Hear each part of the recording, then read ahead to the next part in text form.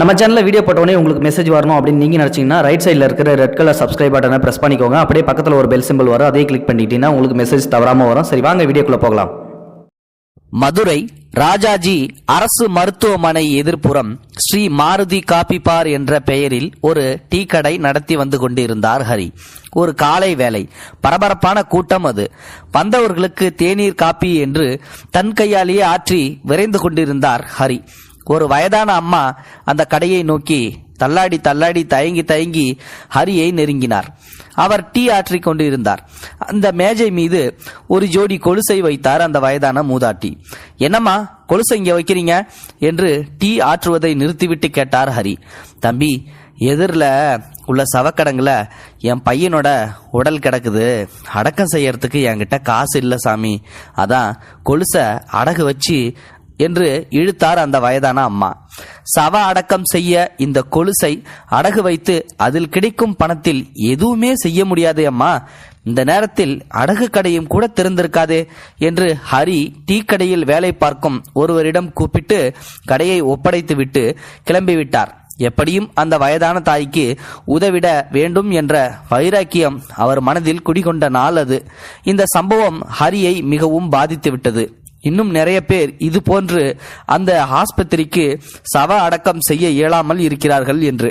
இன்று நேதாஜி ஆம்புலன்ஸ் என்ற பெயரில் 6 ஆம்புலன்ஸ்களை அவர் வாங்கி இயக்க வைத்துக் கொண்டிருக்கிறார். ஹரியின் சொந்த ஊர் திருச்சி. மனமானதும், அதாவது திருமணமானதும் மனைவி ஜெயந்தி ஊரான மதுரை வந்து ஸ்ரீ மாருதி காபி பார் என்ற பெயரில் ஒரு டீ கடையை ராஜாஜி அரசு மருத்துவமனை எதிர்ப்புறம் நடத்த ஆரம்பித்தார். அங்கே தினசரி வரும் பலர் பணமில்லாத ஏழைகளாக இருந்தார்கள். அடக்கம் செய்யக்கூட காசு இல்லாமல் அவர்கள் அங்கிருந்து வீட்டுக்கு சவத்தை எடுத்து செல்லக்கூட முடியாமல் தவித்த தவிப்பு ஹரியின் மனதை உலுக்கியது. இதற்கு ஏதாவது செய்ய வேண்டும் என்று தன்னுடைய மனைவியிடம் ஆலோசனையும் கேட்டார். இருவரும் ஆம்புலன்ஸ் வாங்கி இப்படிப்பட்ட ஏழைகளுக்கு உதவலாம் என்று முடிவு செய்தார்கள். ஆனால் பணம் என்று யோசித்த போதுதான் இருந்த சொற்ப நிலத்தையும் விற்று அதில் ஆம்புலன்ஸ்களை வாங்கினார்கள். இப்போது ஆம்புலன்ஸ்கள் 6ம் மதுரை நகரை சுற்றி சுற்றி வருகின்றது. நேதாஜி சுபாஷ் சந்திரபோஸ் ஹரிக்கு பிடித்த தலைவர். எனவே ஆம்புலன்ஸ்க்கு நேதாஜி என்ற பெயரையும் சூட்டியிருக்கிறார். பணம் இல்லாதவர்களின் சடலங்களை ஏற்றிச் செல்வதோடு மேற்கொண்டு அவர்களுக்கு ஆகும் செலவுகளுக்கும் பணம் கொடுத்தும் உதவி வருகிறார் ஹரி. 108 ஆம்புலன்ஸ் இலவச சேவை தமிழகத்தில் அறிமுகம் ஆகும் முன்பே மதுரையில் இலவச ஆம்புலன்ஸ் சேவையை முதலில் ஆரம்பித்தவர் ஹரிதான். அசாதாரண நிலையில் மரணம் நிகழல் மற்றும் சாலை விபத்து எங்கு நடந்தாலும் உடனே அந்த இடத்திற்கு விரைந்து செல்லும் ஹரியின் ஆம்புலன்ஸ் உடனே ராஜாஜி அரசு மருத்துவமனைக்கு கொண்டு வந்து சேர்க்கிறது. இறந்து போனவங்க நிச்சயமா கடவுளுக்கு சமம்தான்.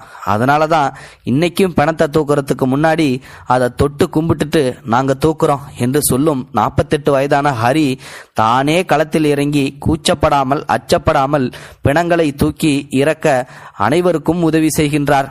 உடல் வாங்க காத்திருக்கும் உறவுகளின் களைப்பை போக்க தேநீர் விற்பனையும் செய்பவர். பிணவரையில் கூறு போட்டு எடுத்துச் செல்லப்படும் உடல்களை அலங்கரிக்க கடா துணி, பஞ்சு, சந்தனம், மாலை, ஊதுபத்தி உள்ளிட்டவைகளையும் கடை நிறைய அடுக்கியிருக்கிறார்.